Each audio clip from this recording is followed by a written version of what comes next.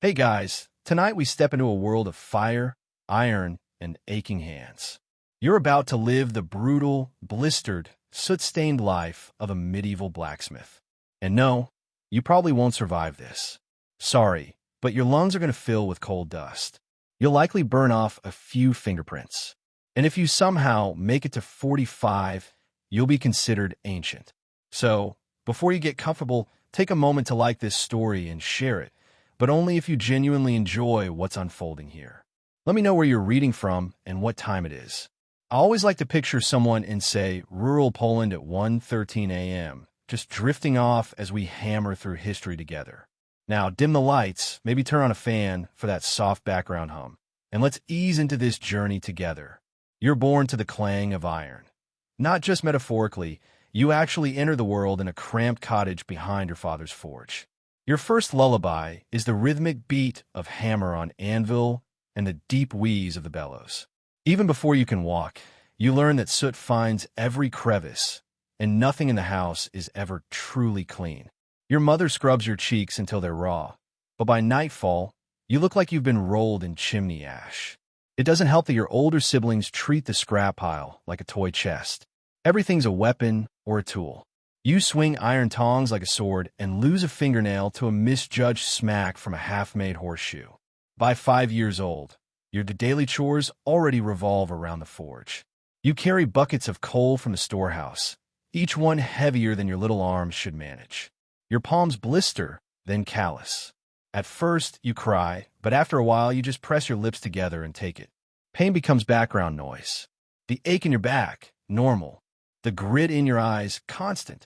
The smell of burnt hair, yours probably. Your father doesn't offer much in the way of praise. A grunt means good job. Silence means you didn't screw it up too badly. He's missing 3 fingers on his left hand and walks with a limp. He never explains.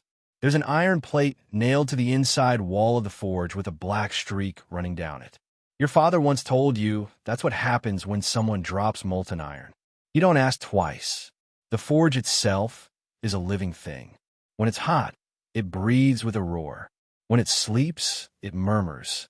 You start to recognize its moods. You know the different songs the hammer sings, depending on the metal. You can tell good coal from bad by the color of the flame. Your hearing is going, though. There's a constant ringing in your ears, even when you lie awake at night listening to the dogs bark and wondering if the rats will find your bread stash. The other village kids think you're weird. You never show up for games, and your clothes always smell like smoke. One girl teases you about your hands. Blackened, cracked, rough. You don't even hear what she says because you're busy admiring the way the sun hits a neighbor's plow, wondering how thick the iron is and whether it's high carbon or not. At 10 years old, your idea of a crush is someone who appreciates proper tempering. Your hands begin to echo your father's. Muscle memory takes hold. You learn to swing the hammer from the elbow, not the wrist. You figure out how to draw out a piece of metal without wasting coal. For your first real project, you make a crude knife, ugly as sin and about as sharp as a potato. But your father nods once when he tests the grip. That's practically a full-blown standing ovation. Here's a historical truth. The blacksmith in a medieval village was more essential than the local baker. Farmers needed tools. Knights needed weapons. The church needed locks. Even the undertaker needed nails. You don't become rich, but you're never without work. Still, most villagers treat you like part of the scenery, something that should exist but shouldn't speak too loudly. You eat last at feasts and pray in the back pew. A quirky reality. You're legally not allowed to leave your job without permission. Depending on the century and kingdom, certain skilled trades like yours are so valuable that nobles make it illegal for blacksmiths to wander off and become mercenaries or, worse, work for a rival lord. You're not quite a prisoner, but you're definitely not free. Even if your feet itch for the open road, you stay because if you leave, no one else will fix the plow that feeds the village. Besides, you've got too much work. Now, here's an open debate historians like to grumble over ale. Just how respected were you really? Some say blacksmiths were the backbone of society, revered, even feared a little, like wizards of flame and metal. Others argue you were basically treated like manual laborers with slightly shinier tools. The truth is probably both. People need you, but they don't really want to sit next to you at the ale house. You smell like scorched leather and sulfur. If they see your eyes glowing orange from working late, some whisper about devils in the smoke. But none of that matters tonight. You lie on a pile of hay and will scraps near the forge, your clothes still tacky with sweat, your ears buzzing. Outside, the night is thick and cool, full of crickets and distant dogs. Inside, the forge hums like a sleeping dragon, and your hands, burnt, blistered, powerful, rest across your chest like iron tools cooling for the next day. You don't know it yet, but this life is going to shape you into something harder than steel and just as likely to crack under the right kind of pressure. Morning comes early, and it doesn't ask permission. You're awake before the sun, not because you're eager, but because your back is screaming from the same bed of straw and cinders you collapsed into last night. You stretch, joints cracking like kindling, and the first breath of air brings the lovely bouquet of singed wool, cold dust, and yesterday's sweat. There's no breakfast waiting, just a chunk of hard bread from 2 days ago and watered-down ale that tastes vaguely of rust. It's not glamorous, but at least no one's stealing your food. No one wants to touch anything that smells like forge grease and half-burnt goat hide. By the time the village rooster starts squawking, you're already feeding the fire. The forge is always hungry and doesn't like to be kept waiting. You work the bellows with your foot, watching as the embers blush back to life, licking at the coal until flames stretch upward like they're trying to taste the rafters. Your father appears behind you without a word, chewing something, probably an onion. He hands you a rusted iron bar and mutters, "Draw it out." And just like that, the day begins. You set the bar on the anvil, grip the hammer, and swing. The first few strikes feel awkward. Your wrist still aches from yesterday, and your fingers are swollen from sleeping with your hands curled into fists, but your body remembers what your mind is too tired to think through. After a while, you find the rhythm. Hammer, turn, strike, reheat, hammer, turn, strike. The metal yields slowly, not like in the stories. There's no magical transformation here, just force, repetition, sweat, and swearing. As an apprentice, you do the worst jobs: cleaning latrine buckets, fetching coal, oiling tools, standing in the smoke to keep wasps out of the workspace. They hate the fumes, and you hate the wasps slightly more. You also stir the slag pile, the goopy waste left over from smelting. It's sticky, hot, and somehow always ends up on your boots.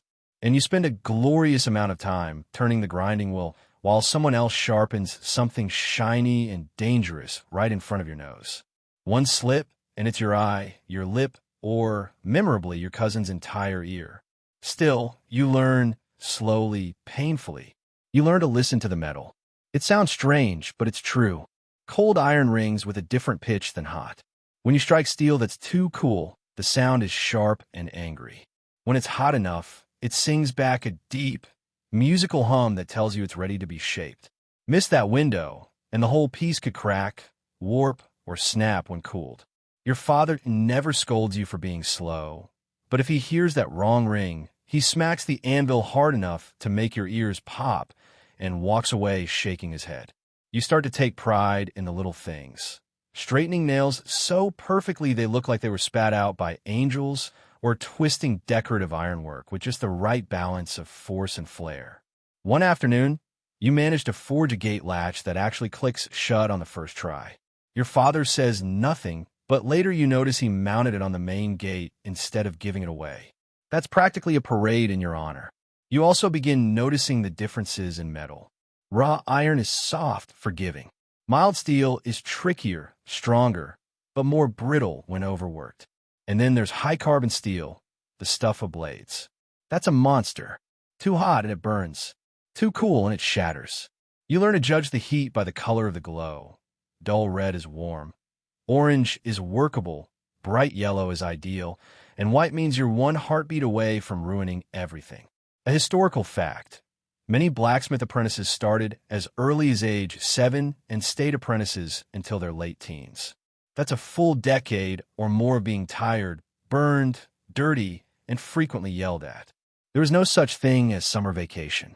You worked through harvests, winters, holy days, unless you lost a limb or dropped dead, and sometimes even that wasn't an excuse. Here's a weird detail not many talk about. You start dreaming about fire. No joke, the dreams feel real. You wake up thinking you've scorched your blanket, or that someone's shouting at you to check the bellows. Sometimes you hear the hiss of quenching while walking through the market. The sounds stick with you. It's like the forge gets into your bones and refuses to leave. Now, among scholars, there's debate about how much an apprentice was allowed to create on their own. Some say apprentices spent years without ever touching anything bigger than a nail. Others argue that by year 3 or 4, you might be making full tools, horseshoes, or even small weapons under supervision. From your side of the anvil, though, it feels like they're letting you do just enough to keep you hopeful, but not enough to let you mess anything up. Your body changes, too. You're lean but strong in weird places, forearms like stone, but legs that wobble by midday. Your skin stays rough no matter how much you wash, and your fingernails are always black. You could scrub them with lye and a copper brush and still find soot caked under there. You start measuring days not by sunrise or vespers, but by how long your left arm hurts after hammering out a bolt. One afternoon, while stoking the fire, an older apprentice shows you a trick: how to cheat the edge on a blade using a bone-handled file and a tiny puff of beeswax. It's not exactly guild-approved, but it works. The blade sparkles, and when he flicks it against a strip of dried pigskin, it slices through like cloth. He grins and says, "Don't tell Yurda. You won't, but you'll remember. By the end of this year, you'll be stronger. Yes, smarter probably, but mostly you'll be tired. Tired in a way that doesn't go away after a nap. It settles deep behind your ribs, in your spine, like a shadow you carry everywhere. But that's the price of learning. That's the cost of the hammer. The forge never stops needing you, and somehow that feels like purpose. There's a rhythm to it now, a strange, pounding music that guides your days and fills your nights with phantom echoes. Hammer, bellows, anvil, quench again. The forge becomes an extension of your own body, almost like a second set of lungs, hissing and panting in time with your own breath. You don't even notice the soot in your hair anymore. It's just part of you, the same way the scars on your knuckles are, or the streak of ash that lives permanently on the side of your nose. By the time you're 13, you've been around the forge longer than anywhere else in your life, and you've grown into the rhythm, whether you wanted to or not. The days start before dawn with the heavy clunk of the shop door and the soft thump of coal being dumped into the fire pit. You step inside, already sweating just from thinking about the heat to come. It's a deep, muscle-soaking warmth that doesn't come from the sun, but from the angry red center of the earth. At least, that's what it feels like when the fire is full and the forge is alive. You pump the bellows with your foot and feel the air rush through the coals, watching them spark and hiss as the fire surges up. There's no talking in the mornings, just breath, flame, and motion. Your father gives you small tasks now, though never without a skeptical grunt.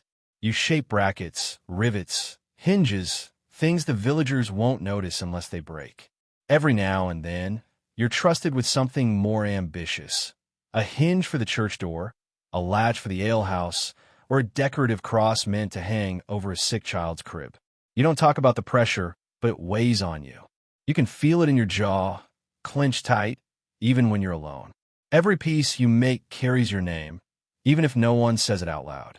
You can't afford to fail. Not here, not with your father watching. The forge is louder now that your ears have started ringing more consistently. It's not even the hammering that gets you. It's the roar of the bellows and the shriek of metal when it's quenched too fast. There's something primal about that sound, like the metal is screaming from the shock of it. You've done it yourself. Yanked a glowing hot blade straight into water because you weren't thinking, or because you were rushing, or maybe just because you wanted to hear that sizzle and hiss. But every time, the steel punishes you for your impatience, cracking straight down the center, clean as a broken heart. Quenching is a science no one fully understands yet. Some blacksmiths swear by water, others by oil, boiling, stinking animal fat that makes your clothes reek for days. Your father even has an old story about a man who once quenched a blade in milk, saying it gave the metal a softer soul. You don't know if that's true or if he's just testing whether you'll believe anything, but deep down, you kind of like the idea of metal having a soul. You've certainly spilled enough of yours into it. A curious fact, the sound of hammering carries farther than you'd expect. On a calm day, someone a mile away might hear the distant clang of your anvil and know the blacksmith is at work. That's why traveling merchants time their stops accordingly. They know when you're open just by listening. It gives you a strange kind of power. You don't speak much to people, but they all hear you anyway. There's an open debate among historians about how much blacksmiths influenced the architecture and layout of medieval villages. Some argue the forge sat at the center like a heart, while others claim it was pushed to the outskirts to keep the noise and fire away from delicate thatched roofs. In your village, it's wedged just off the main square, close enough to be useful, far enough that no one blames you when the smoke blows into the bakery. You've got your own little corner of the world, and it smells like scorched leather and boiled hooves. And oh, the hooves. Some days you're not shaping tools or weapons. You're working on horseshoes. You don't love it, if you're honest. Horses don't care how hot the forge is or how tired your hands are. They fidget, they kick, they poop at unfortunate moments. You learn to move quickly, duck low, keep your tools ready. You watch the farrier at work, admiring how fast he scrapes and nails and shapes. But then it's your turn, and the moment you touch the hot shoe to the hoof, the smell hits you. Burnt keratin, like someone roasting fingernails. It makes your stomach twist every time. But the villagers need their horses shod, so you hold your breath and hammer. Your arms are bigger now, and people are starting to notice. Not in a flattering way, exactly, but in that quiet, wary way they reserve for people who might snap an axe handle without meaning to. You catch glances when you walk through the market. Kids whisper. One even calls you Iron Boy, which you pretend not to like, but secretly, yeah, it kind of rules. Your father lets you take charge of the fire more often now. That's a big deal. Managing the heat is everything. Too low, and the metal won't shape. Too high, and it burns. You start to see the color shifts without thinking. The dull red glow of soft metal, the fierce orange of the sweet spot, the blinding white that means you've overdone it. You learn to smell when the fire needs more air, to hear when it's dying. You become fluent in flame. Some days you get cocky. You try to show off double striking, spinning the hammer, throwing a piece of scrap into the air, and catching it just right. And of course, that's the day you misjudge the grip, and the hot iron sings across the room, narrowly missing your father's shoulder. He doesn't say anything, but his silence is worse than shouting. You don't try that again. The forge teaches you patience. It doesn't care how tired you are, if your hands shake, or if your mind drifts. If you want the metal to listen, you have to earn it every time. By now, you've figured out that blacksmithing isn't just work, it's a conversation. The metal talks back. It resists, yields, changes. It remembers every mistake you make. And if you're good, if you're really lucky, it'll forgive you a little. You start to realize that blacksmiths are the secret heartbeat of the village. People don't always look you in the eye or say your name, but they come when something breaks or needs building. In the space of a single week, you might mend a rusted sickle for a farmer, rivet a broken kettle for the innkeeper's wife, and resho 3 different horses that absolutely despise you. They all say just a quick fix, but you know better. Nothing's quick when you're dealing with warped metal and people with no patience. It's not glamour, but you are essential. Without you, no one plows, no one harvests, no one rides in a battle. The village needs your fire more than it needs prayers, though you'd never say that out loud. The priest already looks at you sideways, as if the glowing embers are a bit too close to hellfire for his liking. Not that he can do without you either. His hinges squeak, his locks stick, and you're the one who fixed the heavy iron bell clapper last winter when it cracked clean through. After that, he mumbled a slightly less passive-aggressive blessing in your general direction. It's not just tools and weapons, though. People bring you strange requests. The baker wants a bread stamp in the shape of a lion. The widow down the road needs a metal comb for her wool. A carpenter asks for tiny, ornate nails that won't split his wood. You don't ask questions, you make what they need, and they nod their thanks with an awkward shuffle of feet, like it pains them to be grateful. Every now and then, someone leaves a boiled egg or a slice of pie on the edge of your workbench. You take it without a word, but those are the offerings you remember most. You're old enough now to know this isn't normal work, it's punishing. Most days, your muscles burn by noon. Your fingers stay stiff until the forge heats up and your blood flows again. There's a fatigue that seeps into your bones, a kind of quiet, aching emptiness that follows you even when you're not swinging a hammer.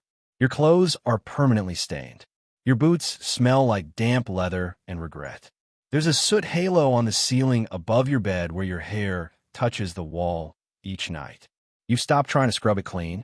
There's also a social distance between you and the rest of the village. Not because you want it, but because it just happens. You don't have time to gossip, and you always look like you've wrestled a chimney. So, you become a fixture like the well or the tavern sign. Useful, respected, but not quite human in the eyes of your neighbors. A few boys your age are training with the Reeves Guard, learning how to swing swords instead of forge them. You watch them, sometimes from across the square, your arms full of iron and sweat. They look carefree. They laugh. You don't. Still, something strange happens the first time a noble sends someone to your door. It's a page boy in fine wool with bad teeth and too much attitude. He holds out a rolled-up scrap of parchment like he's delivering the word of God himself. The Baron wants a new latch for his hunting chest. A small job, but a noble one. Your father takes the paper and hands it to you. Your turn, he says. You spend hours making it perfect, filing every corner smooth, etching a small sunburst into the plate. Not because they asked, but because you want them to see the work. You package it in clean cloth and deliver it yourself.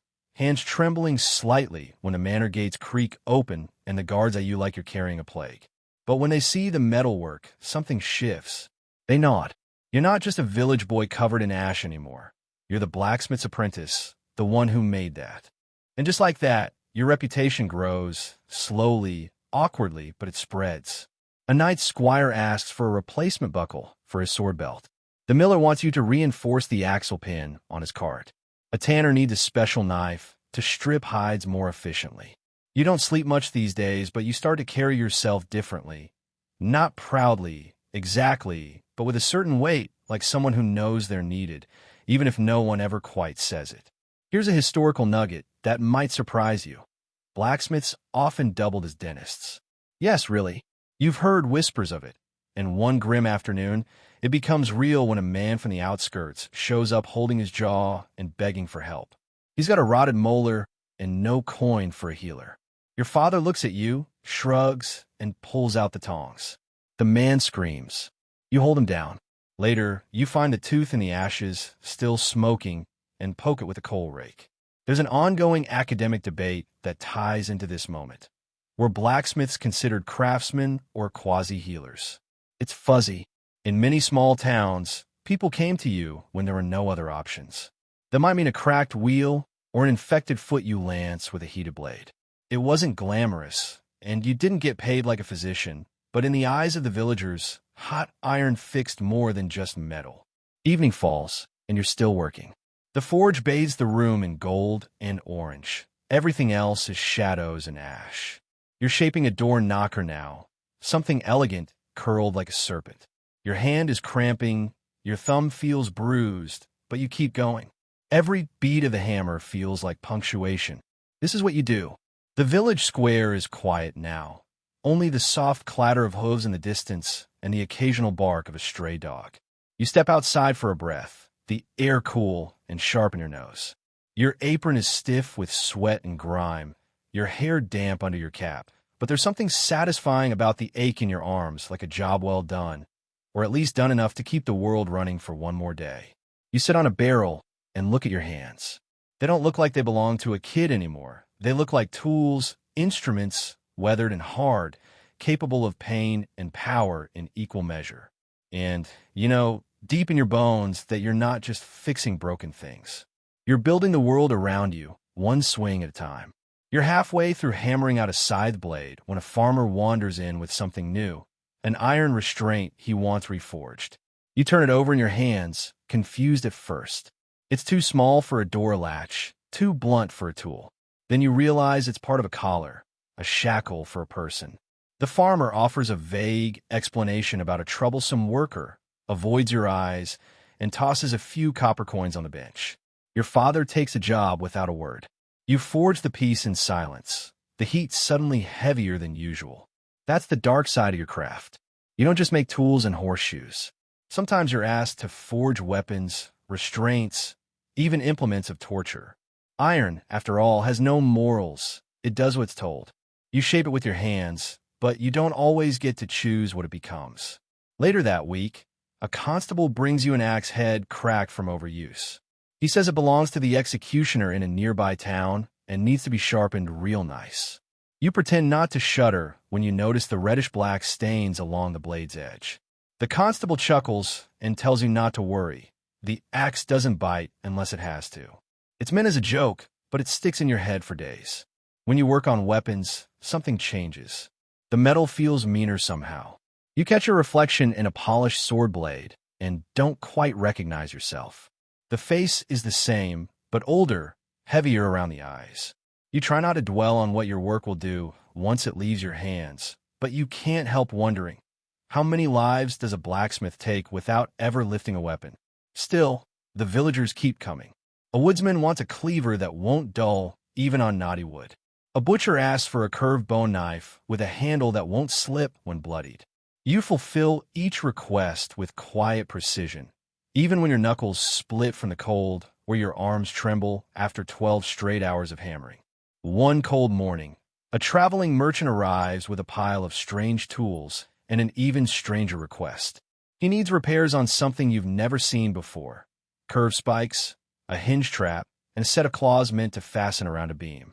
You examine the parts carefully, then realize this is a bear trap. The merchant grins, says it's for catching wolves, too.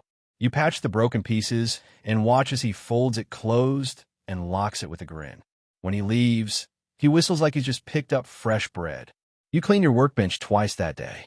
Here's a lesser-known historical truth. Medieval blacksmiths weren't just tied to local work.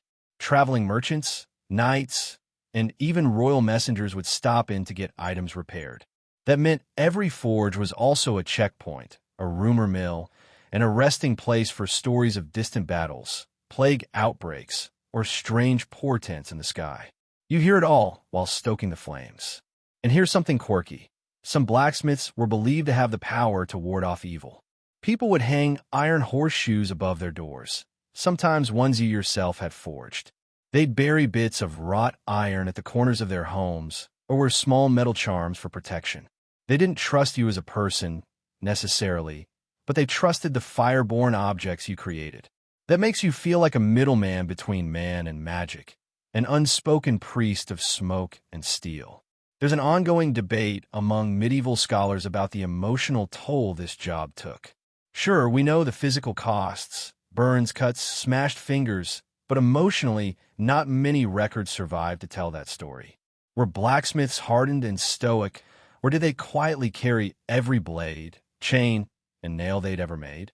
It's hard to say, but standing here now, watching your own breath cloud the air, hands trembling slightly after sharpening an executioner's tool, you know the answer for yourself. This work changes you. You see the village differently now. You notice the hinges on every door, the clasps on every belt, the horseshoes beneath every hoof.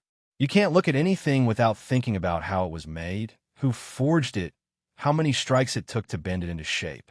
Your world has become a tapestry of metal and motion, and you're woven into all of it. But that doesn't make you popular. You're still the boy with soot in his eyelashes and scars across his palms. When you walk into the alehouse, the chatter dips just slightly. You try to ignore it, but it's there.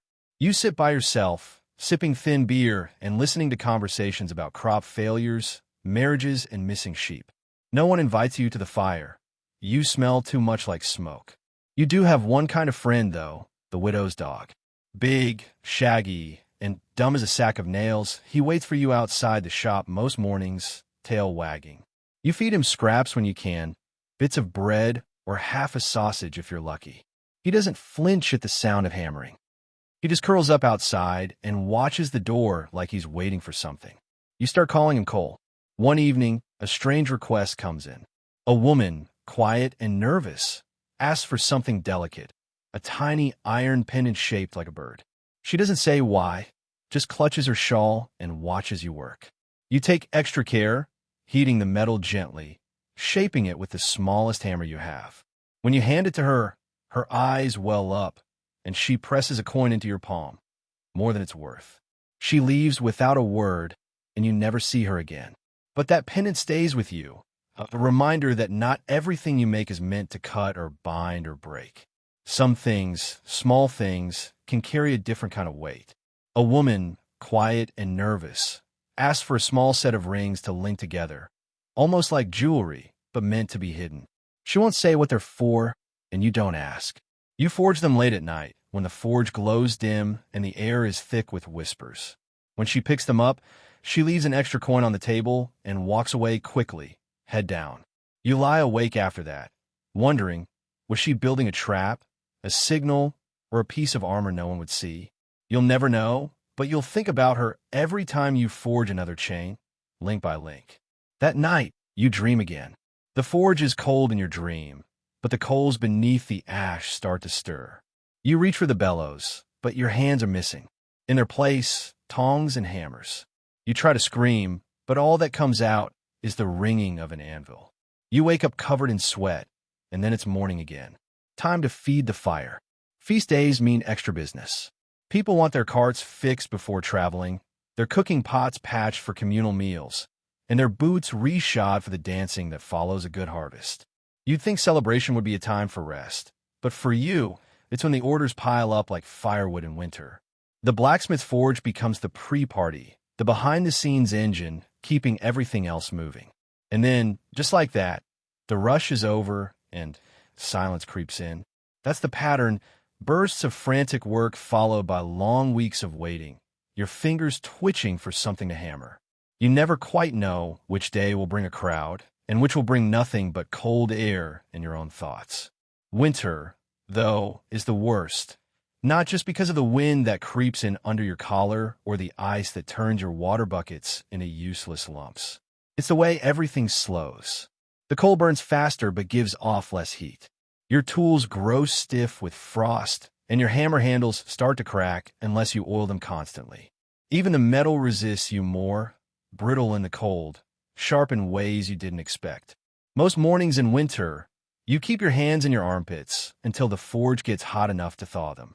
You swing slower, start later, and by evening, your breath is thick enough to see inside the shop. But the work never really stops. Hinges still rust, plows still break, and people still need you, especially when their fingers are too numb to fix things themselves. There's a village superstition that blacksmiths can speak to iron in a way others can't, that the fire listens to you and not to them.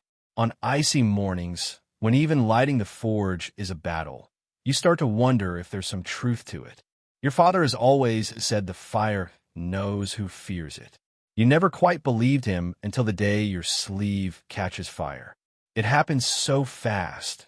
1 second you're leaning too close, trying to adjust a bar with your tongs, and the next, your forearm lights up like a torch. You panic, flail, slam your arm into the water bucket, but not before the smell of singed skin hits your nose. It's not your worst burn, but it's close. The blistering begins almost immediately, a swelling welt that makes hammering agony for a week. Your father shrugs. Now you've got the mark, he says, as if this was inevitable. You don't ask what he means. You just wrap your arm in rough linen and keep going. Here's something they don't teach you in the books. Pain is part of the apprenticeship, not just emotional or philosophical, but physical, throbbing, keep you up at night pain. Your burns don't heal right. Your knees crack when you bend. You have a cut on your thumb that never quite closes. You stop noticing. There's always something bleeding. An odd fact, some medieval blacksmiths were known to use their own urine to quench iron. Not always, but when oil or water wasn't available, they got creative. And to be fair, it has the nitrogen content to assist in tempering certain steels. You haven't done it yet, but you've heard the older apprentices joke about it. The thought is both disgusting and strangely logical. That's the forge, dirty, dangerous, but weirdly elegant in its own awful way. Scholars still debate whether blacksmithing was considered a respected job or merely a tolerated one. You've seen both sides. Nobles need you, but don't invite you to their tables. Villagers thank you, but won't share a drink. Priests bless your work, but look uncomfortable in your presence. It's like everyone knows they need your fire, but they're still scared of being burned. Food becomes harder to come by in the lean months. You trade labor for meat scraps, patch a shepherd's broken shears in exchange for a wedge of hard cheese. Once, you help repair a kettle for an old woman, and she gives you a cabbage so old it practically walks itself to the compost heap. You boil it anyway. Hunger makes anything edible. You start keeping a stash of coins under a loose floorboard. Nothing dramatic, just a few small earnings here and there that your father lets you keep. It makes you feel rich, even though it's barely enough to buy a pair of decent boots. Still, you like to pull them out at night, turn them over in your hand, imagine what they might become, a whetstone, maybe, or a better file. You're not dreaming of castles or land. You're dreaming of better tools. Then comes the famine, a bad harvest followed by a colder than usual fall. You don't notice it at first, too busy with the post-harvest rush of broken sickles and jammed wagons. But then people stop coming. No one wants to spend coin unless they have to. You go 2 full days without a single visitor. On the third, a man offers to trade you a goat carcass in exchange for a door bolt. You take it. The meat is tough, but it lasts. You learn how to make soup from bones, how to stretch stale bread with boiled onions. Your stomach shrinks, and your belt starts to hang loose. But the forge must still be tended. Even in famine, people need nails, so you work in silence. The forge's fire is your only real warmth. Your body thin, but your will hardening like tempered steel. One night, you sit beside the coals, too tired to stand, Cole the dog resting his head on your foot. You stroke the back of his neck with fingers cracked from cold and work. You whisper to him, not words, just sounds. It's the only voice you've used all day. Outside, the wind howls like a wounded animal, and the snow begins to fall in slow, deliberate flakes. You reach toward the fire with your good hand, and for a moment, you feel something strange, peace. Not happiness, not pride, just peace. Like the fire sees you. Like it remembers everything you've made and everything you've lost. And it's just waiting with you now, warm and patient and eternal. When the first knock comes at the door, a farmer with a cracked hoe and desperation in his eyes, you stand, wrap your burned arm tighter, and step into the orange glow once more. Infection starts small, just a pinch of red, maybe a little swelling. You barely notice it at first because your hands are always in some state of injury. Burns, bruises, calluses layered over scabs. It's a miracle you can feel anything at all. But this time, the cut on your index finger isn't healing. It throbs constantly, deep in the flesh, like the iron itself got inside you and is trying to fight its way out. You clean it with cold water, wrap in cloth. Still, it worsens. By the second day, you can't hold the hammer properly. You switch hands and power through, refusing to let your father see you wince. He probably already knows, though. His glance lingers on your wrapped hand a beat too long. He's been through it. Every blacksmith has. Metalwork is dangerous, but infection is the real killer. Silent, creeping, and merciless. If a cut goes bad and the rot sets in, there's no fire hot enough to stop it. Your finger begins to swell like a sausage left too long on the fire. The skin tightens, splits, leaks. You try to hide it, but Cole, ever loyal, keeps nudging your side and sniffing the bandage like he knows something's wrong. You start waking up with fever dreams, sweating and shivering, your skin hot to the touch. You think you hear your father praying once, quietly, in a language you don't recognize. Eventually, he takes your hand and doesn't say a word, just pulls a knife from the bench and cleans in the flame. You panic, maybe cry a little, but you don't pull away. He digs in. The pain is blinding, and you black out halfway through. When you wake, your finger is missing its nail, and the tip has been sliced open and drained. You feel like you've been gutted through the hand, but you're alive. For the next few days, you don't work. You can't. Your head swims, your stomach revolts at the smell of the wound, and your dreams are fevered nightmares. Flames with teeth, molten chains crawling up your arms. You lie near the forge, bundled in whatever you can find, drifting in and out of a sleep that doesn't feel restful. Cole lies beside you like a sentry.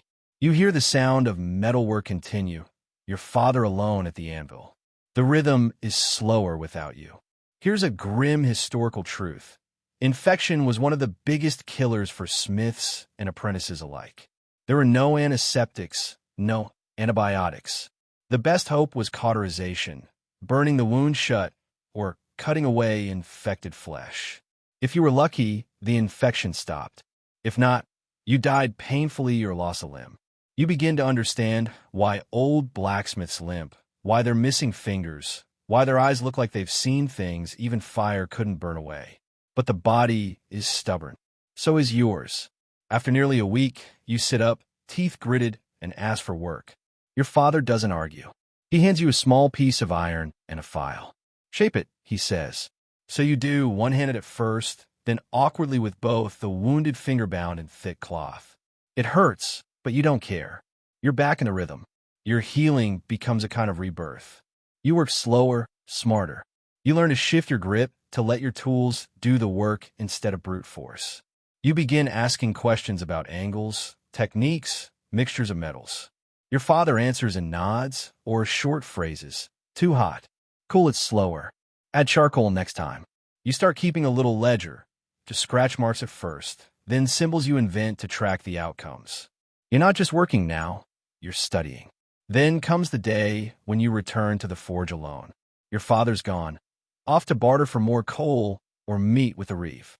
You stand there, hands on your hips, staring into the fire like an equal. It's yours for the moment, your space, your tools. You feed the flame, and it responds, crackling with anticipation. You choose a piece of iron from the pile, still rusted from winter moisture, and begin to shape it. That's when something changes. The hammer doesn't feel heavy. The anvil doesn't feel cold. Every strike lands just right. The metal bends without protest. You're not just working it, you're talking to it. You understand each other now. When you quench it, slowly in oil this time, it sings. You don't know how else to describe it anymore, but the sound is clean, like music. You smile, a real one. A quirky little truth. Some smiths used to name their tools. Hammers, tongs, even bellows, like sailors naming ships or warriors naming swords. You start doing it, half joking. Your favorite hammer becomes mule because it's stubborn but dependable. The smaller one, mouse, for its quiet precision. It sounds silly, but when you whisper their names under your breath as you work, you feel less alone, more like you're part of something bigger. Scholars still argue about the place of blacksmithing in the intellectual life of the Middle Ages. Many assume it was brute labor, muscle over mind, but that's far from the truth. Metallurgy required observation, memory, experimentation. Every successful blade was a small scientific triumph. You're beginning to see that now. You're not just smashing hot metal. You're working with heat, timing, chemistry without ever calling it that. You're building knowledge one blister at a time. The wound on your finger eventually hardens into a scar, a tight pink ridge that never quite bends like it used to. But it's a badge now, a mark of survival. You keep it bandaged for weeks, then proudly unwrap it one morning and plunge your whole hand into the water trough just to prove you can. Business picks up again. Spring comes early this year, and with it a rush of work, plowshares to sharpen, gate hinges to reset, and a sword from a visiting knight who treats you like a servant until he sees the edge you give his blade. Then he tips his head once, stiffly, respect in the language of men who think they were born above you. That evening, you and your father sit outside the forge, watching the smoke curl against the fading sky. He doesn't say much, just passes you a crust of bread and lets you chew in peace. After a while, he nods toward your hand. That one'll ache in the winter, he says. All your scars will. You nod. You already know it's true, but you also know something else now, something deeper. You're not just surviving the forge, you are becoming it. The Baron's messenger arrives just after sunrise, his horse lathered with sweat and his cloak stiff with mud. You hear him before you see him. The clatter of hooves, the barked orders to the stable boy, the heavy slap of a leather satchel against his side. You're already at the forge, feeding the fire its first taste of coal, when he throws open the door like he owns the place. The Lord requires steel, he says without greeting, and sets a scroll on the workbench like it's a holy relic. Your father opens it with soot-stained fingers, his brow furrowing deeper with each line. You inch closer and glance at the drawings, rough but clear.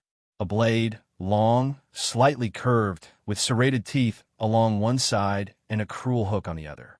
It's not a sword for battle. It's not for defense. This is a weapon for pain. Your stomach knots. The Baron needs 5, the messenger says, and soon. There's unrest in the marsh villages. He doesn't explain what that means, but you can guess rebellion, maybe thieves or peasants tired of taxes. Make them sturdy, intimidating, and sharp enough to quiet a man in one stroke. Your father says nothing, just nods. When a messenger leaves, silence settles over the forge like ash. You look at your father, waiting for him to protest, to refuse, to say something moral and noble. He doesn't. Instead, he pulls out a sheet of raw steel and begins sketching the curve with a charcoal stick. He pays in silver, he mutters, "We need it." You don't argue because he's right. The forge hasn't seen payment like that in months. The pantry is nearly bare. Coal supplies are low. Your boots have holes in both soles.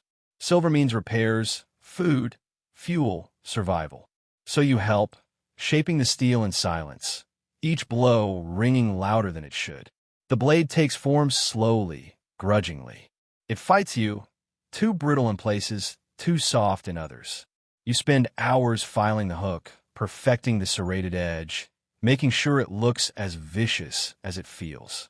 When you finally quench it, the hiss sounds like a scream. You flinch. The Baron's guards arrive to collect the finished pieces. They inspect each one with cold, efficient movements, nodding grimly. One tests the edge on a leather strap. It slices through like paper.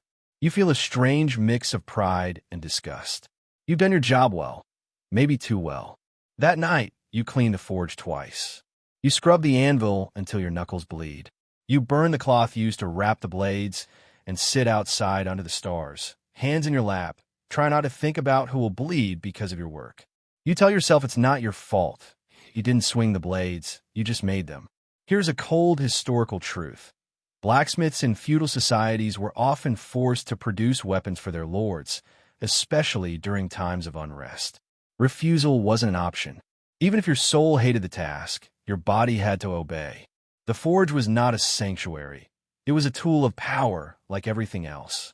But here's a lesser-known and stranger fact. Some smiths left hidden symbols in the blades they forged, tiny etchings, imperceptible to the untrained eye. Marks of dissent or prayer or guilt. You begin doing that too. Just under the hilt, on the inside curve of the blade, you scratch a simple pattern, 3 dots in a line. It means nothing, or maybe everything.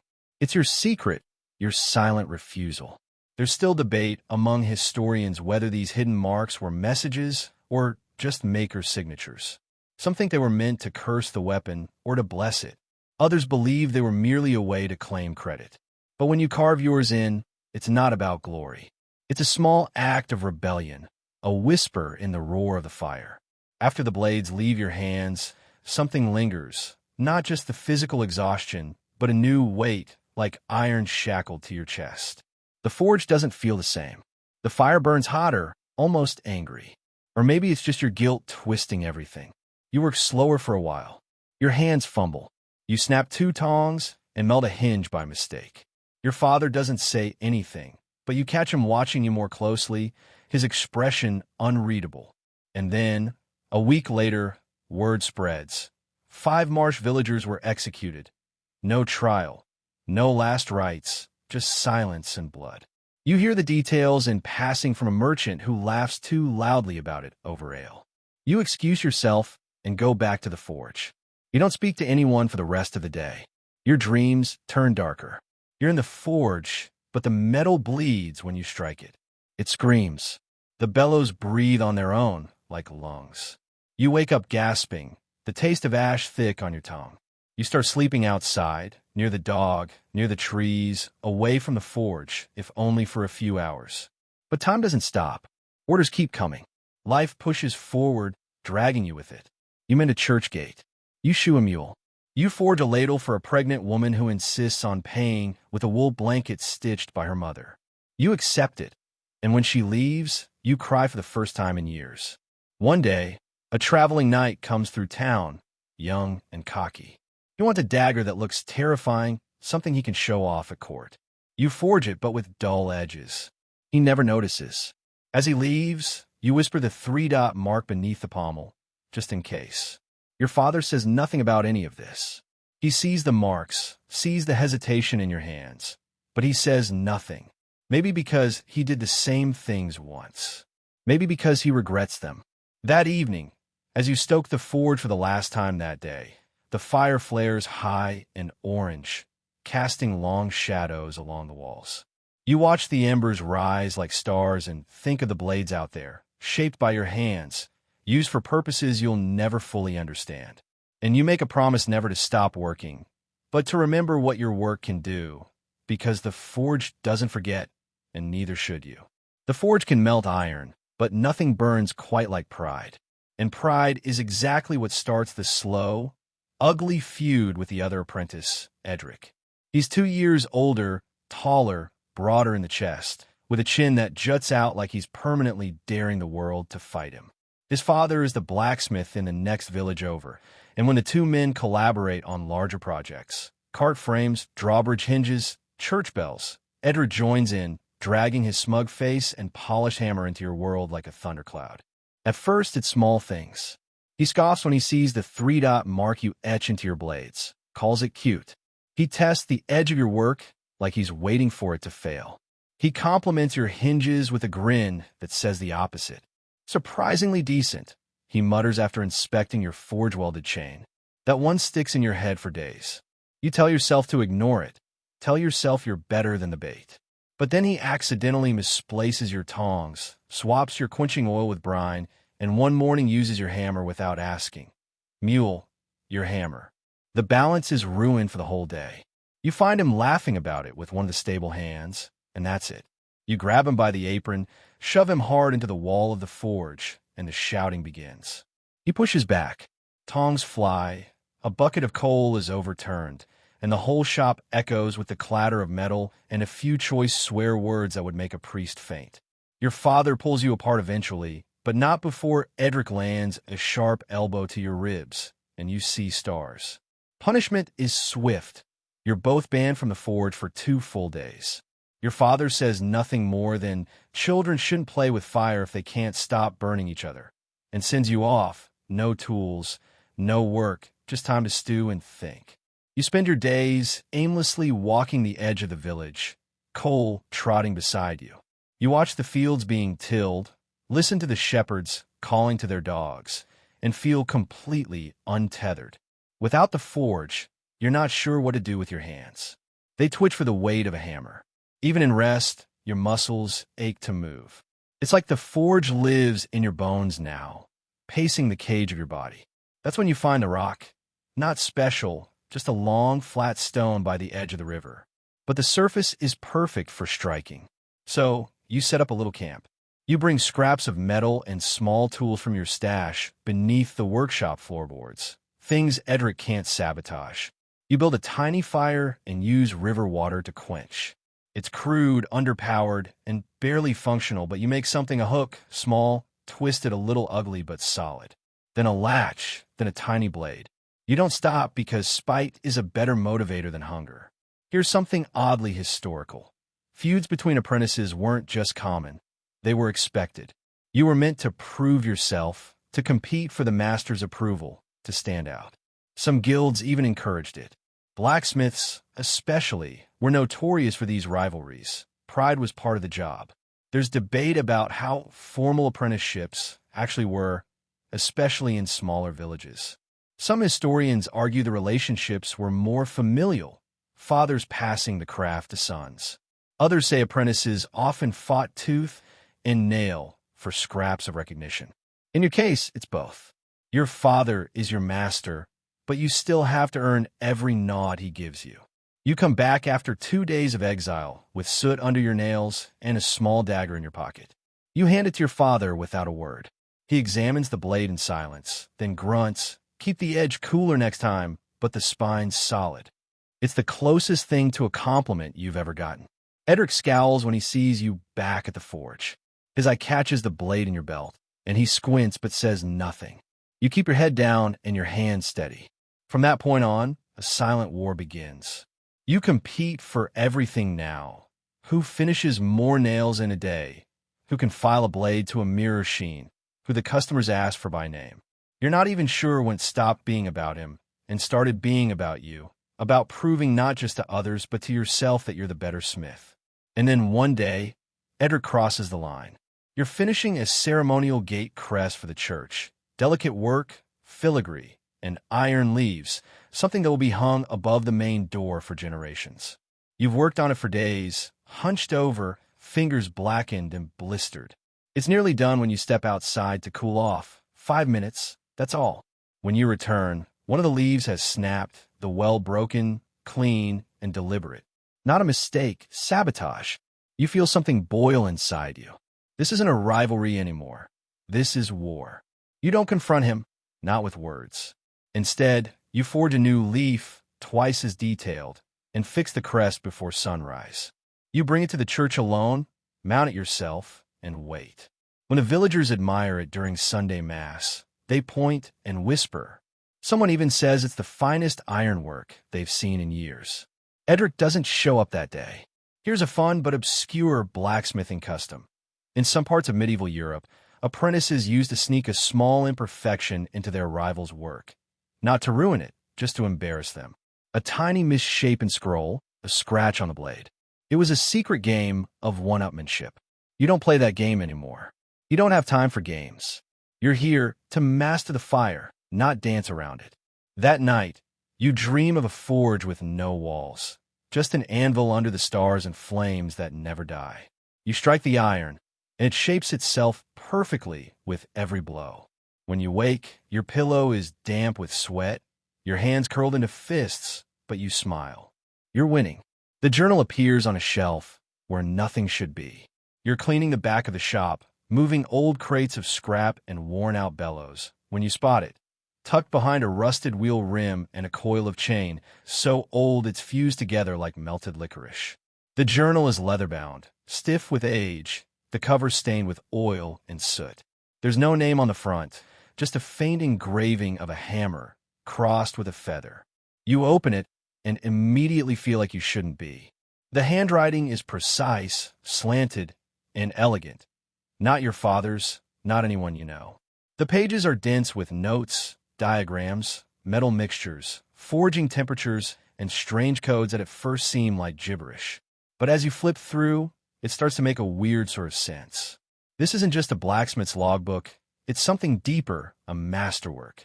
One section details a forgotten quenching technique using vinegar and clay. Another explains how to forge a blade so fine it bends without breaking, something you've never seen, not even in the hands of knights. There are symbols for types of steel that don't match anything your father's ever taught you, and notes about folding iron to trap the heat in its spine. Whoever wrote this was far beyond your skill, maybe even beyond your father's. You hide it, of course, wrapping it in cloth and stashing it beneath a floorboard in your corner of the forge. You don't even tell Cole. This is yours now, your secret, your tool. You start studying it the way monks study scripture, every night by candlelight, tracing diagrams with your fingertip, whispering the formulas under your breath. One night, you try one, a simple recipe, or at least it looks simple, for an alloy mixture for hinges meant to resist rust. You follow the steps exactly, heat the metals in the ratio described, and when you pour the blend into a mold, it glows a brilliant greenish gold for a moment before fading. You test the cooled piece the next morning, strong, stronger than anything you've made before. When you show your father, he raises an eyebrow and grunts. "You got lucky," he says, and you just smile. There's an old myth that blacksmiths were magicians in disguise, that their knowledge of metal and fire gave them powers others feared. The church discouraged this thinking, but it never went away. You can feel it now. With the journal in your hands, you're learning faster than ever. Your welds are cleaner, your blades sharper. You start modifying old tools based on the diagrams, grinding one hammerhead into a curved crescent, filing notches into your tongs for better grip. Your work is evolving. A quirky detail. Some smiths in the 13th and 14th centuries used coded books just like this, passing them down in secret, sometimes hiding them in false walls or beneath floorboards. Many were lost or destroyed, especially during times of war or religious panic. Some say these books contained early science, alchemy, metallurgy, ideas that would eventually lead to chemistry. Others think they were just old men scribbling down hunches. You think this one is something in between. But now comes the real test. You decide to forge a blade from the journal, a proper one, not a toy dagger or a ceremonial crest, a real weapon. You wait until your father is away at market, then start. You follow the temperature range exactly, using the mixture noted under a page labeled Echo Steel. You hammer with slow, deliberate strikes, folding the metal back on itself again and again. The journal says 40 times. You do 42, just to be safe. You coat the blade in clay, let it bake in the fire until it glows sunset orange, and then, holding your breath, quench it in vinegar mixed with ash. The forge hisses like it's alive. The steam fogs up the entire shop. When it clears, you pull the blade free. It's perfect, the spine stiff, the edge fine. You polish it until your reflection stares back, not as a boy, but as something more. You run your finger down the edge, and it shaves your skin like silk. You sheath it in leather and tuck it away. You don't tell anyone about it. Not yet. But something's changed in you. When Edric sees your latest hinges, intricate with scrollwork curling like ivy, his mouth twitches. Your father helping you with those now? He asks. You shrug, just watching the fire more closely. He doesn't respond, just walks away with that slow, calculating step you've come to know too well. Then, late one night, you catch him snooping near your corner of the forge. You don't confront him, not directly. You wait until morning, then move the journal again, this time into a small nook carved behind the chimney bricks, wrapped in oiled cloth and tucked so deep even you have to wiggle your arm to reach it. Let him look, he won't find it. That night, you light a candle and flip to the final page you haven't read yet. It's titled For the One Who Outlives the Fire. The text is cryptic, something about knowing the weight of creation and destruction, about forging not just metal, but legacy, about choosing what you make and why. You sit with that for a long time because now you've made a weapon, a flawless one, and you have no idea what it's for. There's an old debate about how much agency blacksmiths had in medieval times. Did they get to choose what they made, or were they merely tools of their patrons? You're living that question now. The Baron could ask for more of those torture hooks at any moment. A knight could commission a sword meant to cut down farmers. And you got the knowledge now to make something truly devastating or something truly beautiful. The journal hasn't given you answers, it's given you the choice. And that might be more dangerous than anything you've ever forged.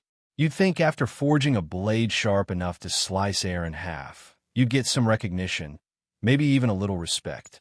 But here's the truth. In a world of medieval blacksmithing, no matter how skilled you become, there's always a wall between you and power. And that wall has a very polished door with a very polished brass plaque, guild members only. The Blacksmiths Guild is a fortress of tradition and regulation.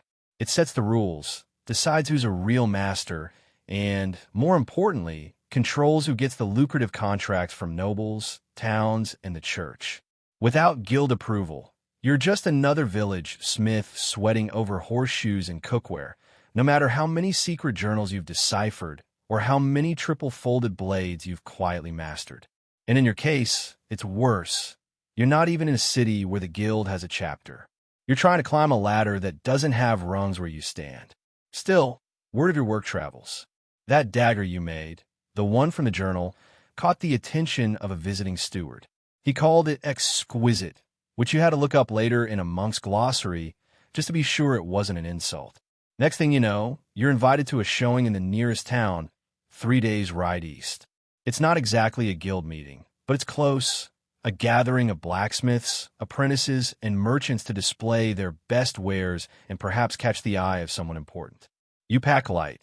The blade, of course, a few smaller pieces, a lock with a hidden release mechanism, a set of decorative nails, and a polished clasp for a ceremonial robe. Your father gives you a pouch of coins, heavy with everything you've saved for 2 winters. Try not to come back a fool, he says, which in his language means good luck. The road is long and cold, the cart rickety, the mule moody. You travel with coal curled at your feet, his fur thick with burrs, and your mind looping over everything that could go wrong. What if they laugh at you? What if they take your designs and leave you behind? What if Edric somehow shows up and trips you into a well? But when you arrive, the town is buzzing.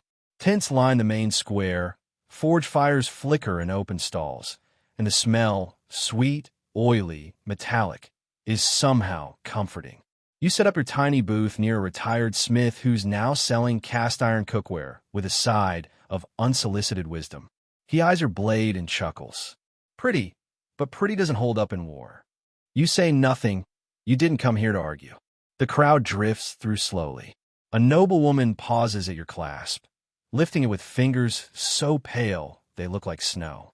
A knight in green tilts your blade to catch the light, then grunts and walks away. You keep your head down, letting your work speak for itself. By midday, a small group is gathered, merchants, mostly, but also a man in a dark cloak who doesn't speak, just watches. His eyes linger on your blade longer than anyone else's. You don't know who he is, but you feel the weight of his gaze, like the forge itself is sizing you up.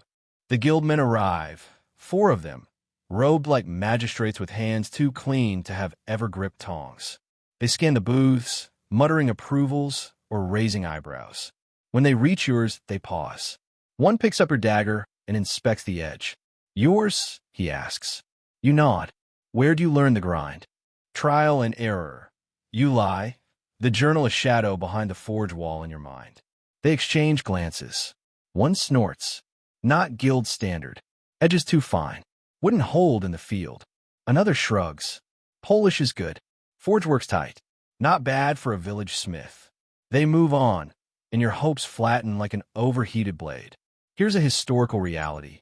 Guilds were often more about politics than craftsmanship. Joining required sponsorship, money, and connections. Talent helped, but only after you greased the right palms and pledged fealty to men who couldn't forge a nail without spraining something. Outsiders rarely got in, especially without a master's signature or a noble's backing. That evening at the tavern, you overhear 2 journeymen discussing the kid with the wild blade. One laughs, not guild. Doesn't count. The other shrugs, but he's got the hands. You stare into your mug and chew the inside of your cheek until it bleeds. Still, you don't leave empty-handed. A cloth merchant commissions a set of decorative buckles. A falconer offers trade for jesses, small rings for a bird's legs. An old smith, drunk but sharp, slips you a folded note. Asterisk the best aren't always in the guild. Keep swinging. Asterisk no name, just a thumbprint in black grease. You ride home quieter than you left. The forge greets you, indifferent and warm. You unpack your tools, hang the blade on its hook, and feed the fire with last year's birch. Your father doesn't ask how it went, just hands you a shovel. The coal needs turning. That night, you pull the journal from its hiding place and find a page you hadn't noticed before, marked with a hammer and quill crossed over an anvil. The title reads, "Recognition is forged, not granted." The technique described is unlike anything you've seen, layered steel with a wave pattern running down the blade, pattern welding. The note says, asterisk strength, beauty, memory. The iron remembers every fold. Asterisk it'll take weeks to learn, months to master. But you smile. They may have shut you out, but they haven't stopped you. Not even close. Word doesn't arrive all at once. It trickles in like a bad smell, faint, then overwhelming. Whispers of the market. Raiders to the north. Villages burned.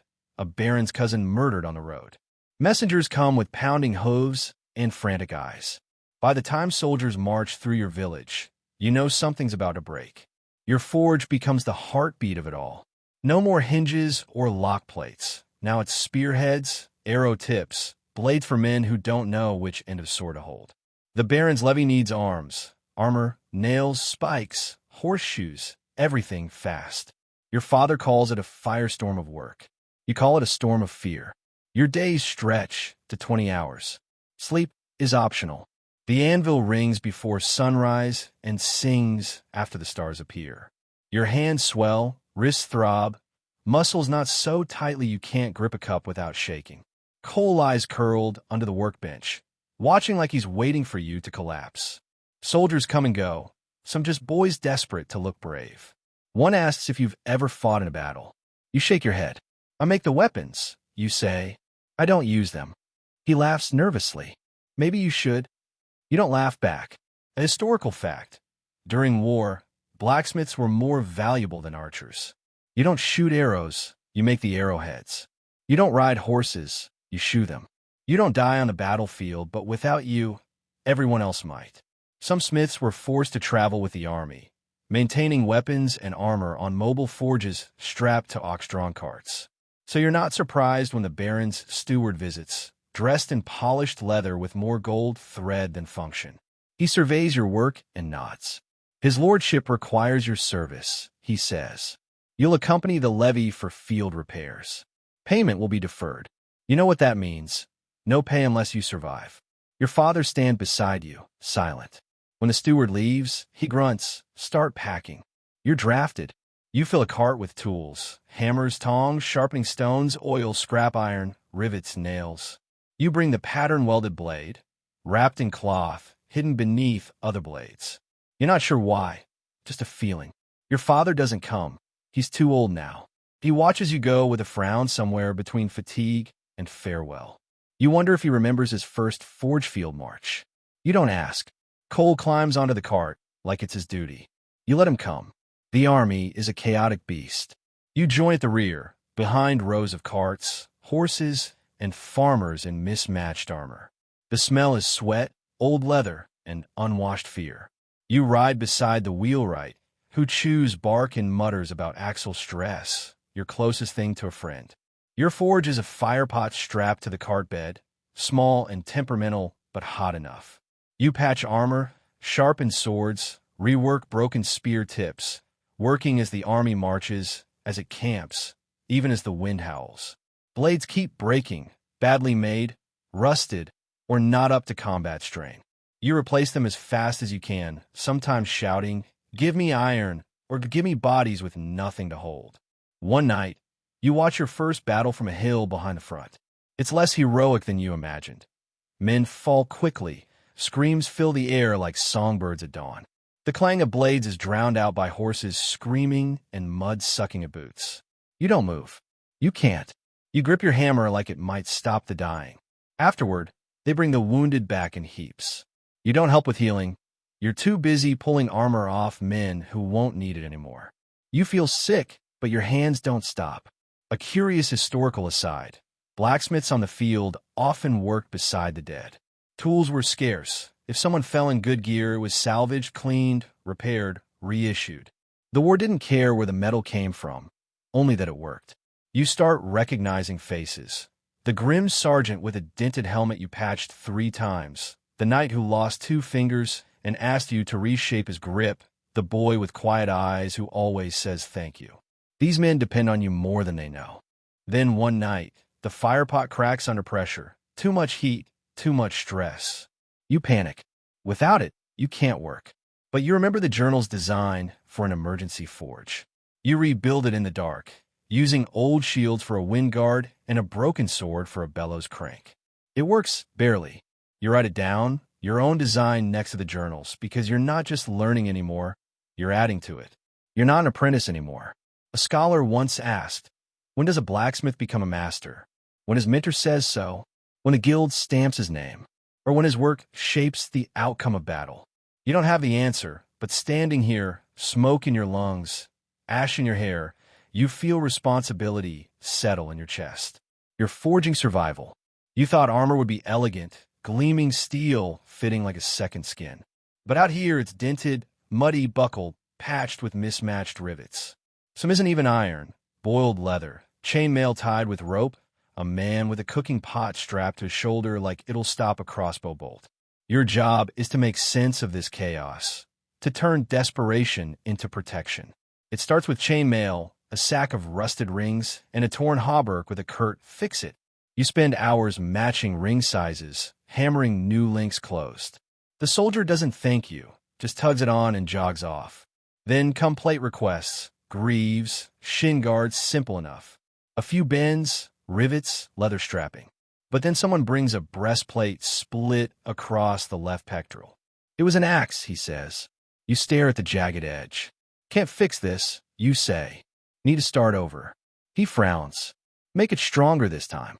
You want to tell him there's no such thing as invincible armor, but you nod. I'll do what I can. You start designing based on the journal and what you've seen. You reinforce lower ribs with overlapping scales, shape pauldrons with an outward angle to deflect downward strikes, replace buckles with toggles for faster fastening when hands are bloody. Soldiers come back to you. You the one who made this? They ask, tapping the armor. Took a hit and didn't break a rib. You nod. They smile. One tosses you a silver coin. You keep in your boot. A historical fact. Most medieval armor wasn't made by one smith, but by collaboration. Plates by one, chain by another, leather by a third. In wartime, though one smith might do it all, you've become that smith, a one-man assembly line. A bizarre detail. Some knights slept in partial armor. Not for safety, but because it made them feel powerful. You see it now. Men refusing to take off greaves during meals, keeping one pauldron strapped on. Armor becomes part of them, a belief that if they keep it close, the blade won't find a gap. You test every piece yourself, strap on greaves, hit them with a stick, bend, squat, twist. You hammer breastplates, listening for weak spots. Once, you miss and catch your thigh, leaving a bruise like a purple rose. You study other smiths' work, inspecting damage on returned bodies, not out of morbid curiosity, but necessity. Where did the strike land? Where did the armor fail? What could have saved them? It haunts you, but it teaches you more than any guild. One evening, the camp buzzes. A duel between your baron's knight and a captured enemy noble. A formal trial by steel. You're summoned to check the armor. The baron's knight, tall and vain, wants his breastplate polished to a mirror. You do it, knowing polish won't deflect a spear. The enemy knight, barely 20, has mismatched but well cared for armor. He sees you adjusting his gauntlet and nods. You made this. You don't answer, just secure the strap. The duel is brutal. Mud flies, blades spark. Your baron's knight disarms his opponent with a glancing blow and knocks him out with the pommel. The crowd roars. Later, you examine the enemy's breastplate. It held. The strike hit the helmet rim, a weak point. Could have fixed that. You whisper, thumbing the cracked helm. Historians debate. Was armor as effective as legends claim? Some say it turned peasants into tanks. Others argue it just made dying slower. You've seen both. A blade bouncing off a pauldron, a spear piercing a breastplate like paper. No armor is perfect, but sometimes it buys 5 more seconds. That's enough. Your pattern-welded blade stays untouched in the cart. You almost bring it to the duel, but decide it's not ready. Not for sport or show, but for something that matters. You don't know what yet, but you'll know when the moment comes. You start a leather book beside the journal, sketching designs, noting soldiers' feedback. You're not copying the journal anymore. You're continuing it. You sketch a helmet with rounded sides and a reinforced brow, calling it crow's skull. A chest plate with a ridge to deflect strikes sideways, called breaker. The names feel right. Your armor is worn by 50 men now. You still burn yourself, cut your fingers, but when those men walk into battle with your work, you feel purpose. You're building the line between life and death. It begins with a cough. Not yours, though your lungs know the rasp of forge smoke. It's the cook's boy, pale and thin, wiping his nose. He hunches over a bucket behind the mess tent. Kids get sick, camps are filthy, it happens. Then the stable master doesn't show up, dead by midday from a fever that burned through his blankets. Whispers spread, plague. You try not to believe it, but when a captain collapses and 2 squires start vomiting, fear settles in. You retreat to your forge. Fire kills things, you've always believed that. You stoke the flames hotter, let smoke swirl like a shield, wear a vinegar-soaked cloth over your face like the old alchemists. Your father said smoke chases spirits. You hope it chases death. A regular, the boy with quiet eyes, comes shivering, asking for a sharpened knife to cut his swelling. You hand it to him. He stumbles off and doesn't return. The camp unravels. Soldiers try to flee, only to be dragged back or killed for desertion. Priests walk among the sick with incense, hands shaking. Commanders argue over moving or holding ground. Some call it God's punishment, others a poison well. Plague doesn't care. A historical fact. It was the great equalizer, killing nobles, peasants, soldiers, smiths. Camps like yours were breeding grounds. Coal stays close, curling at your feet, ears twitching at every cough. You share your bread, pour water into a dented bowl. He's the only soul you trust not to infect you. You forge nails now, not armor, not weapons, but coffin spikes. Gravediggers run out too fast. You hammer until your hands go numb, stopping counting after 300. Then you fall ill, sweats, chills, a burning throat. You tell yourself it's exhaustion, but your legs buckle. They carry you to a quarantine tent, a cluster of stained cloth and dying men. You shake, teeth clattering, hallucinating flames with faces, an anvil laughing, your father hammering your chest. You think you're dying, but you don't. After 3 days, your fever breaks. You're weak, but alive. A priest calls it a miracle. A healer says strong blood. Maybe the smoke helped, maybe the vinegar, maybe stubbornness. You limp back to the forge, and the fire welcomes you, wrapping your ribs like an old friend. Your hammer feels heavier, but it swings. Survivors see you as a symbol. You lived, the forge lived. In plague-stricken areas, some believed smiths were immune, a myth born of hope. You're not, but you're standing, and standing means forging.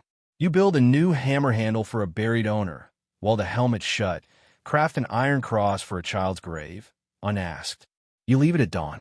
Scholars debate how people rebuilt after plague. Faith, desperation? You know, it's simpler. The fire was hot. The iron was there. The world needed holding together. You keep swinging, even with coughing in your ears, nails going into coffins, knowing it could return. The forge lives, so you do. Your sister appears at the bellows one day.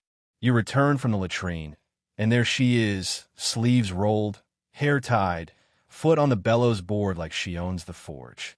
The fire flares under her rhythm. You're stunned. She doesn't look at you, just says, "You were gone."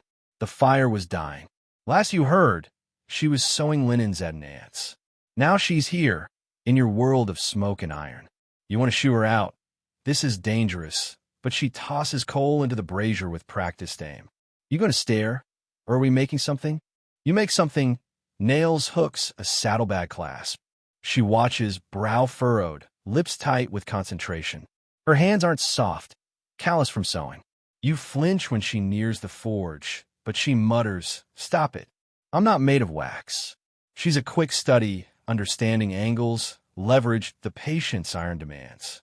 Where you muscle through, she listens to the metal, adjusts, strikes precisely. Within a week, her rings are cleaner than yours were in your first year. In 2, she spots over-tempered blades by their shine. It's infuriating and impressive. Your father barely reacts, lifting an eyebrow and shrugging. He sent for her after your fever, saying you needed help, that she had the hands for it. The village disagrees. Whispers start. Asterisk the girl at the forge. Cursed? No man will marry her if she's covered in soot. Asterisk millboys laugh, calling her coal wife. She doesn't flinch, just sharpens a blade, so fine you nick your finger looking at it. A historical truth.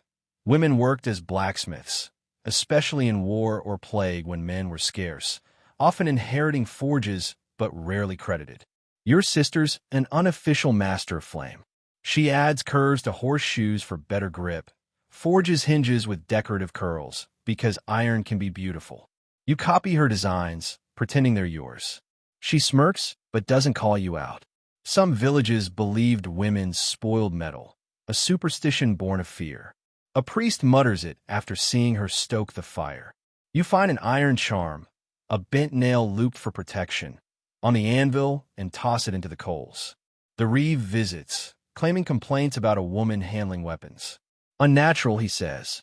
Invites ruin. Your father mutters, "They said I wouldn't live past last winter." The reeve tells you to keep her out of sight, or the guild will hear. You want to laugh. The guild ignores you. Your sister nods politely, then shapes a rivet. The reeve leaves, unsatisfied. She forges a pendant, curved iron, etched with stars, hung on a leather cord. "For luck," she says. You wear it. Scholars debate. Did women in trades hide their work or flaunt it?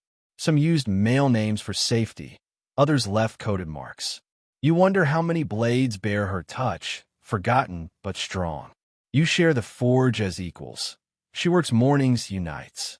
Sometimes you bicker, but when you strike the anvil together, the sound is deeper, sharper, like the forge knows you're in sync. Whispers fade. Her work is too good. But new shadow looms, a black standard above unfamiliar soldiers. War is coming, and you won't face it alone. It begins with a smell, wrong smoke, oily dark. Not your forge's sweet tang. Shouting follows, not the usual bustle, but panic, metal clanging outside your shop. You sit up in the forge loft, see a glow through the shutters, not dawn but fire. Your sister's awake, clutching her hammer like a club. Something's wrong, she says. You throw open the door. The forge isn't burning, yet but the shop beside you is engulfed, flames licking the eaves, spreading fast. Someone screams, maybe the cooper's wife. You join the bucket line, grabbing an empty pail, but then you hear a crash behind your forge.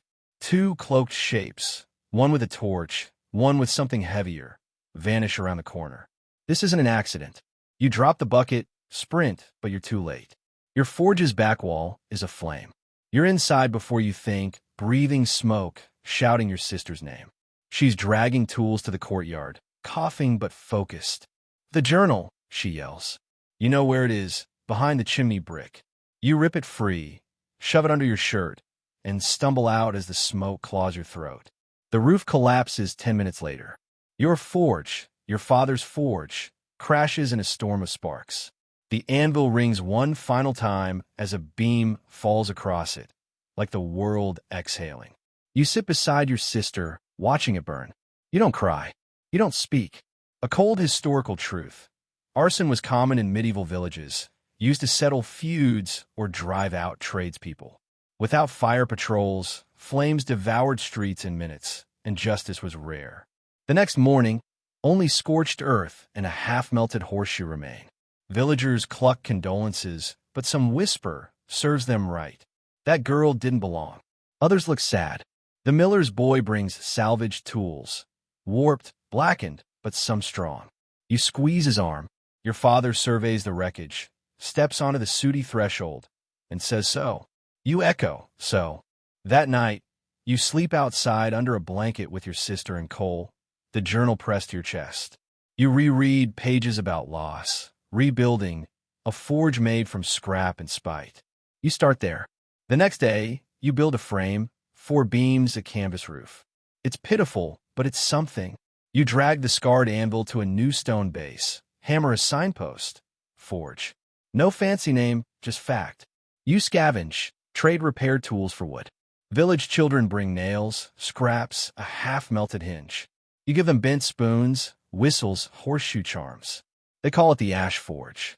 Your sister paints a crescent moon on the back wall, because we work after the sun dies. It's fitting. One night, you catch Edric lurking near the old shop's ruins. His smirk says everything. But there's no proof, just smoke and suspicion. He's gilled now, all tidy. Your hand goes to the pattern-welded blade, but you let him go. Revenge won't rebuild a forge. You will. A curious belief. Some smiths thought forges rebuilt after fire made stronger metal, ash purifying the ground, or gods testing the iron spirit. You don't know if it's true, but your first new blade, rough, jagged, ugly, feels right. The rhythm returns, the fire answers. The village returns too. A farmer needs a spade, a weaver a loom rod, the reeve a lock. You're broke, bruised, blackened, burned out. But you're the blacksmith. Your fire isn't done.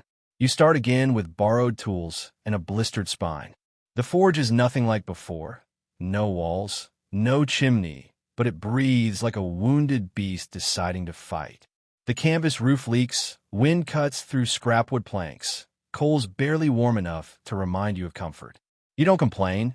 Comfort's for those with clean fingernails and quiet lungs. Your sister's there, hammering beside you, her strikes steady, her designs sharper than ever.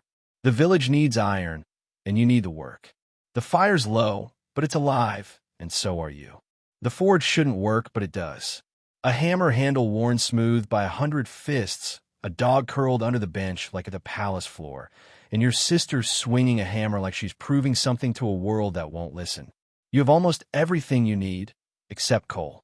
The stack's nearly gone, and the miller's cousin's coal burns fast and dirty, spitting sparks and leaving clinkers that could crack your crucible. One morning, your sister lights the fire, and the flame chokes halfway through heating a billet. "This won't last," she mutters, shaking ash from her sleeve. You don't answer, too busy tallying coal, iron, and coin in your head, all running low. The town's poor now, war and plague stripping the shine off everyone's shoes. Most pay in trade. Barley for shears, 2 chickens for a horseshoe set. You take it all, wasting nothing, making stew from bones and saving feathers for pillows. If regret could be forged into spoons, you be rich. Work trickles in, rebuilding your reputation one hinge at a time. A boy with crooked teeth and a bruised forehead brings a broken lock. "Thief got in," he says, eyes down. You fix it, adding a hidden notch to foil picks, and don't charge. "Don't tell anyone," you say. He nods. Your sister's work starts to sing. Hooks curled like seashells, brackets shaped like owl wings, hinges like flower stems that actually work. She experiments with bronze and scrap copper, etching designs. You used to scoff at decorative metalwork. Now you envy her courage to make beauty in an ugly world. A historical tidbit. In hardship, aesthetics often returned before prosperity, a rebellion against despair. Churches commissioned gargoyles during plagues. Smiths shaped roses into hinges during famines. Beauty was survival. You start carving stars into belt buckles, lightning bolts into sword hilts, gate hinges that form a tree silhouette when closed. The village doesn't comment directly, but orders increase. Someone leaves a silver coin pouch. A well-dressed merchant commissions door hardware with flair, but not too much. He eyes your sister, then you. "You're the smith, though." Your sister shrugs. He makes the hinges. "I make sure they don't squeak." The merchant blinks, leaves another pouch, promising more by the next full moon. You stare at the silver in silence. You're rebuilding from ash, but also building forward. Scholars argue whether disasters spurred innovation or stunted it. You lean toward the former. Every piece you make now is smarter, using less fuel, shaped better with fewer tools. You've learned more in this year of hardship than in 5 years of comfort. You reopen the journal, smudged but intact. You add pages, new alloys, forge layouts, your sister's flame-wing bracket. You're no longer just reading, you're co-authoring. Visitors sneer at the tarp roof and muddy floor, but stop when they see the work's detail and strength. One offers to build a proper roof for a stag-shaped weather vane. Deal. The villagers rename your forge the Phoenix Forge. You scoff, then smile they're right. You rose. You leave at sunrise, cart creaking, coal snoring in the back. Your sister hands you meat, hard bread, and a list, slapping your shoulder with a "good luck, don't die." You're traveling smith now, forge on wheels, anvil, tools, and a sad brazier strapped down with your sister's apron and prayers. The first village, 3 days away, greets you with suspicion. You sharpen the Reeves blade for free, and suddenly you're not a stranger. By nightfall, you have tool repairs, a cooking spit commission, and a locket request, strong but delicate. You sleep in the cart, curled around your hammer, coal in your armpit. Traveling smiths were rare, untethered, offering skills for food, coin, or shelter. You visit 5 villages in a month, mending a bell clapper with spike and a bolt, patching a cauldron for turnip-heavy stew, carving a dragon-hilted sword for a boy's drawing, forging 3 dozen nails for a barn. You trade a whistle for a dry bed and cider. In Greystone, a town with no smith, you fix a wagon wheel with a splint and borrowed nail. Your cart becomes their forge. They stare, expecting an older master. "You're really the blacksmith?" a woman asks. You tap the anvil twice. Next, by day 5, they bring children to watch. A knight arrives, polished armor, banner trailing. He hands you a battered, pattern-welded sword. Not yours, but familiar from a journal. "She needs to be reborn," he says. You take 3 days, reheating, reshaping, replacing the guard, wrapping the hilt in copper-stitched leather. The blade hums with memory. He nods, tosses a heavy coin pouch and a guild token, saying it might open doors. That night, under stars and smoke, you're not just a smith but a traveler with fire in your cart and no master but the road. A letter arrives on thick parchment, sealed with a stag's antler sigil from Sir Uldren, the knight whose sword you restored. It's urgent, discreet. Your skill is required. The forge must travel north. Bring only what you trust. No mention of coin or work, just your name, spelled right. You pack, checking straps, sharpening tools, wrapping the pattern-welded blade. Your sister questions the secrecy. The kind you can't talk about, you say. She ties herbs to your belt. Come back breathing. Cole joins you. The road north is cold, quiet, trees like skeletons.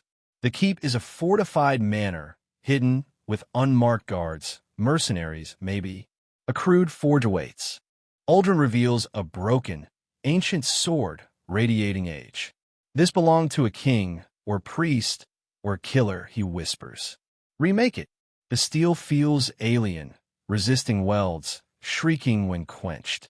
The journal's iron that remembers section mentions black iron, star metal, and a full moon method with charcoal and clay. You try it under moonlight. The metal folds seamlessly, as if it wanted to be whole. 3 sleepless days later, you shape a curved blade, ashwood hilt with brass wire, marked with your 3 dots. It doesn't gleam. It absorbs light, humming with memory. Uldren bows. I'll tell no one where it came from. He rides off. You forge something that shouldn't exist. At the tournament grounds, banners snap, horses snort, and smoke hangs like fog. You set up between a tunic seller and an almond-roasting woman who warns. They want everything polished, nothing paid for. A page demands Sir Howrich's pauldron adjusted. Howrich, smug in velvet-trimmed armor, pays a single copper. You etch no service without payment on scrap iron as a warning. Business comes. Mercenaries' blades, a falconer's clasp, bizarre requests like foldable daggers or thought-enhancing helmets. Tournaments prioritized spectacle, gilded hilts, crested armor, over practicality. You add a flourish to a spearhead. It sells as battle couture. A quiet night, with a plain sword marked by 3 notches, asks for sharpening. Reminders, he calls them, not kills. You hone it with care. He wins the melee efficiently, nods at his crown, and vanishes. Someone steals your hammer, mule, your oldest, with your initials burned into it. Losing it feels like losing a limb. Some believe tools absorbed a smith's soul. A boy returns it, nicked and rose-scented. You forge a chisel with it, etching 3 stars, and leave the tournament richer in coin and memory. Your cartwheel breaks in a nameless countryside rut. A woman, May, brewer's daughter, offers help with a crooked grin. Her house smells of hops and bread.